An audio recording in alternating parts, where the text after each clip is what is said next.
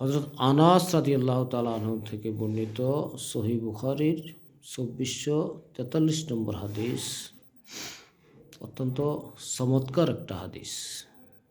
আনাস রাদিয়াল্লাহু তাআলা আনহু, যিনি একজন বিখ্যাত সাহাবী ছিলেন, যে আনাস রাদিয়াল্লাহু তাআলা আনহুর সন্ততি ছিল 100 জন। আনাস রাদিয়াল্লাহু তাআলা আনহুর মা আনাস রাদিয়াল্লাহু তাআলা আনহুকে রাসূল সাল্লাল্লাহু আলাইহি সাল্লামের কাছে এনে দিলেন এবং বললেন যে, ইয়া রাসূলুল্লাহ, আমি আনাসকে আপনার খেদমতের জন্য দিয়ে গেলাম। তখন রাসূলুল্লাহ সাল্লাল্লাহু আলাইহি ওয়াসাল্লাম আনাসের জন্য দোয়া করলেন। এই দোয়ায় আনাস রাদিয়াল্লাহু তাআলা আনহুর সন্তান ছিল প্রায় 100-100-র উপরে। সেই আনাস রাদিয়াল্লাহু তাআলা আনহু থেকে বর্ণিত, রাসূলুল্লাহ সাল্লাল্লাহু আলাইহি ওয়াসাল্লাম একদিন সালাত আদায় করলেন।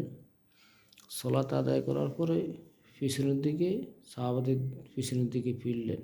সাহাবাদের পিছনের দিকে ফিরে সাহাবাদেরকে বললেন যে, আজকে আমি এই দেয়ালের মানে মসজিদের এই অপোজিটে আমি সামনে নামাজ পড়া অবস্থা আমি এমন একটা দৃশ্য দেখেছি। আমাকে বেহেশত দেখানো হয়েছে, আমাকে দোজখ দেখানো হয়েছে।